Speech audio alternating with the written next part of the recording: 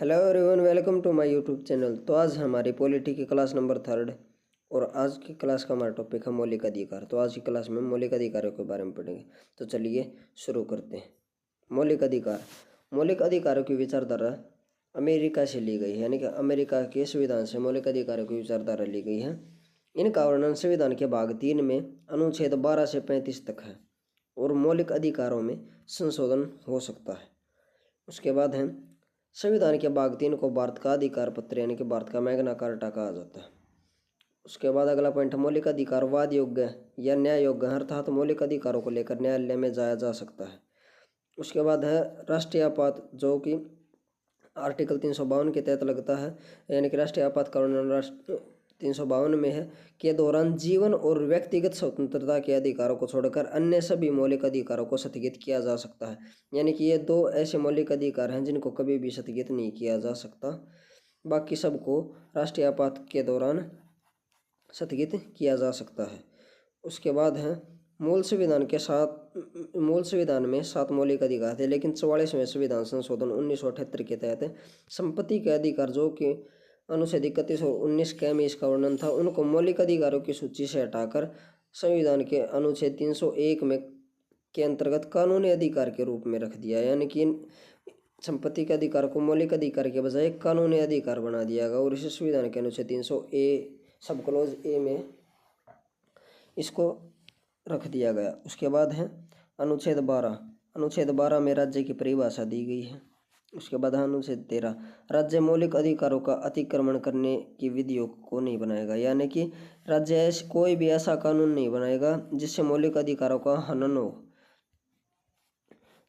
उनको खतरा हो या उनका उल्लंघन होता हो, ऐसा कोई भी कानून राज्य के द्वारा नहीं बनाया जाएगा। ये वर्णन संविधान के अनुच्छेद 13 में है। उसके बाद है समता या समानता का अधिकार। तो समता या समानता का अधिकार अनुच्छेद 14 से लेकर अनुच्छेद 18 तक है। अनुच्छेद 14 से लेकर अनुच्छेद 18 तक। अब हम अनुच्छेद 14 के बारे में पढ़ेंगे। विधि के समक्ष समानता। तो विधि के समक्ष समानता हमने ब्रिटेन से और विधि के समक्ष संरक्षण हमने अमेरिका से लिया है। इसका वर्णन संविधान के अनुच्छेद 14 में है। उसके बाद अनुच्छेद 15 राज्य जाति, धर्म, लिंग, वर्ण, आयु तथा निवास स्थान के आधार पर भेदभाव नहीं करेगा और राज्य सार्वजनिक स्थलों पर प्रवेश पर पाबंदी नहीं लगाएगा। अनुच्छेद 15 सब क्लोज 3 के अंतर्गत राज्य महिलाओं तथा बच्चों के लिए विशेष सुविधा उपलब्ध करवा सकता है। उसके बाद है अनुच्छेद 16 लोक नियोजन में अवसर की समानता, यानी कि राज्य के अधीन किसी भी पद पर नियुक्ति से संबंधित विषयों में सभी नागरिकों के लिए अवसर की समानता, यानी कि सभी को समान अवसर प्रदान किए जाएंगे। लेकिन अनुच्छेद 16(4) के अंतर्गत राज्य पिछड़े वर्ग, अनुसूचित जाति और जनजातियों को आरक्षण प्रदान कर सकता है। उसके बाद अनुच्छेद 17 इसमें है अस्पृश्यता का अंत। भारतीय संसद ने अस्पृश्यता निषेध अधिनियम 1955 बनाकर इसे दंडनीय अपराध घोषित कर दिया। उसके बाद है अनुच्छेद 18 में है उपाधियों का अंत। सेना या विधा संबंधी सम्मान के अलावा कोई भी अन्य उपाधि राज्य के द्वारा नहीं दी जाएगी। भारत सरकार द्वारा भारत रत्न, पद्म भूषण, पद्म विभूषण, पद्म श्री, परमवीर चक्र, महावीर चक्र आदि पुरस्कार अनुच्छेद 18 के तहत ही दिए जाते हैं। अब उसके बाद है स्वतंत्रता का अधिकार। स्वतंत्रता के अधिकारों का वर्णन संविधान के अनुच्छेद 19 से 22 तक है। जैसे जो ये थे समता या समानता का अधिकार, इनका वर्णन है 14 से लेकर 18 तक। ऐसे ही उसके बाद है जो स्वतंत्रता से रिलेटेड अधिकार है, उनका वर्णन संविधान के अनुच्छेद 19 से 22 तक है। संविधान 19 सब क्लोज इसमें भाषण या अभिव्यक्ति के स्वतंत्रता के बारे में बताया गया है। प्रेस और मीडिया की स्वतंत्रता का वर्णन भी इसी में है। उसके बाद अनुच्छेद 19 सब क्लोज भी शांतिपूर्वक बिना हथियारों के एकत्रित होने तथा सभा करने की स्वतंत्रता है। इसमें एक्सेप्शन है, सिखों को कटार धारण करने का अधिकार है। अनुच्छेद 19 सब क्लोज सी में संघ बनाने की स्वतंत्रता का वर्णन है और इसमें भी एक्सेप्शन है, सैन्य संगठन और पुलिस बल संघ नहीं बना सकते। उसके बाद अनुच्छेद 19 सब क्लोज डी देश के किसी भी क्षेत्र में आवागमन की स्वतंत्रता है। अनुच्छेद 19 सब क्लोज ई देश के किसी भी क्षेत्र में निवास करने और बसने की स्वतंत्रता। अनुच्छेद 19 सब क्लोज जी कोई भी व्यापार या आजीविका चलाने की स्वतंत्रता। उसके बाद अनुच्छेद 20 अपराध के दोष सिद्ध के संबंध में संरक्षण है। अनुच्छेद अब है आगे अनुच्छेद 20 सब क्लॉज 1। अपराध करने के समय जो कानून है उसी के तहत सजा मिलेगी, न कि पहले और बाद के कानून के अनुसार। यानी कि व्यक्ति ने जिस समय पर अपराध किया है उस समय जो कानून लागू है, यानी कि जैसे किसी ने कोई आज अपराध किया है तो उस अपराध की जो सज़ा आज है वही उसको मिलेगी। ऐसा नहीं है कि इस अपराध से रिलेटेड पहले यदि कोई और सज़ा थी तो उसे वो दी जाएगी, या आगे कोई नई सज़ा का प्रावधान जोड़ा जाने के लिए मतलब अधिनियम पारित हुआ तो वो सज़ा नहीं दी जाएगी उसे। जो इस समय मान्य है, लिखी हुई है, वही सज़ा उसे दी जाएगी। उसके बाद अनुच्छेद 20 सब क्लॉज 2। किसी भी व्यक्ति को एक अपराध के लिए सिर्फ एक बार ही सज़ा मिलेगी। उसके बाद अनुच्छेद 20 सब क्लॉज 3। किसी भी व्यक्ति को न्यायालय में स्वयं के विरुद्ध गवाही देने के लिए बाध्य नहीं किया जाएगा। उसके बाद अनुच्छेद 21 प्राण एवं दैहिक स्वतंत्रता का अधिकार। तो प्राण एवं दैहिक स्वतंत्रता का अधिकार कौन से अनुच्छेद में? अनुच्छेद 21 में। अनुच्छेद 21 सब क्लॉज क्या है? राज्य 6 से 14 वर्ष की आयु के सभी बच्चों को निःशुल्क एवं अनिवार्य शिक्षा प्रदान करेगा। 86वां संविधान संशोधन 2002 में इसका वर्णन है। उसके बाद अनुच्छेद 22 कुछ दशाओं में गिरफ्तारी और निरोध के संबंध में संरक्षण का वर्णन कहाँ पर है? अनुच्छेद 22 में। अनुच्छेद 22 सब क्लॉज 1। गिरफ्तार किए गए व्यक्ति को गिरफ्तार करने का कारण बताना होगा, यानी कि उसे क्यों गिरफ्तार किया गया है। अनुच्छेद 22(2) सब क्लॉज 2। उससे वकील से परामर्श प्राप्त करने का अधिकार प्राप्त। उसके बाद है अनुच्छेद 22 सब क्लॉज 3। 24 घंटे में न्यायालय में पेश करना होगा जिसे बंदी बनाया गया है। यात्रा व अवकाश का समय इसमें शामिल नहीं है, यानी कि कोर्ट में ले जाते समय जो समय लगेगा या फिर जैसे जिस दिन उसे पकड़ा गया उससे अगले दिन कोर्ट की छुट्टी हो तो उस समय को काउंट नहीं किया जाएगा इस 24 घंटे में। उसके बाद है शोषण के विरुद्ध अधिकार। तो अनुच्छेद 23 से 24 तक इसका वर्णन है शोषण के विरुद्ध अधिकार का। अनुच्छेद 23 में हम मानव के दुर्व्यापार और बलात्सर्म पर प्रतिषेध। इसके द्वारा किसी भी व्यक्ति की खरीद बिक्री बेकारी तथा इस प्रकार अन्य जबरदस्ती लिया हुआ श्रम निषिद्ध ठहराया गया है। नोट जरूरत पड़ने पर राष्ट्रीय सेवा के लिए बाध्य किया जा सकता है। उसके बाद अनुच्छेद 24 बालकों के नियोजन पर प्रतिषेध। 14 वर्ष से कम आयु वाले किसी भी बच्चे को कारखानों, खानों या अन्य किसी जोखिम भरे काम पर नियुक्त नहीं किया जा सकता है। अब है भाई धार्मिक स्वतंत्रता का अधिकार। इसका वर्णन संविधान के अनुच्छेद 25 से लेकर 28 तक है।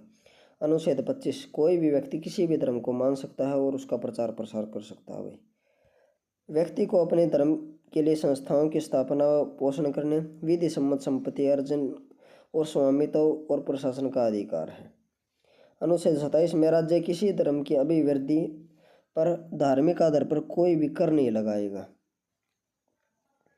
यानी कि कोई भी टैक्स नहीं लगाया जाएगा जो धार्मिक संस्थाएं हैं उन पर राज्य के द्वारा। उसके बाद है अनुच्छेद 28 सरकारी वित्त पोषित विद्यालयों में धार्मिक शिक्षा नहीं दी जा सकती है, लेकिन किसी ट्रस्ट द्वारा स्थापित विद्यालय में कुछ प्रावधानों के अंतर्गत धार्मिक शिक्षा दी जाती है, लेकिन इसमें भी सबको बाध्य नहीं किया जा सकता। यानी कि अगर किसी की मर्जी नहीं है कि वह इस धार्मिक शिक्षा नहीं लेना चाहता तो उसे फोर्स नहीं किया जाएगा। उसके बाद है शिक्षा और संस्कृति का अधिकार। शिक्षा और संस्कृति का अधिकारों का वर्णन संविधान के अनुच्छेद 29 और 30 में है। अनुच्छेद 29 अल्पसंख्यकों के वर्गों के हितों का संरक्षण करता है।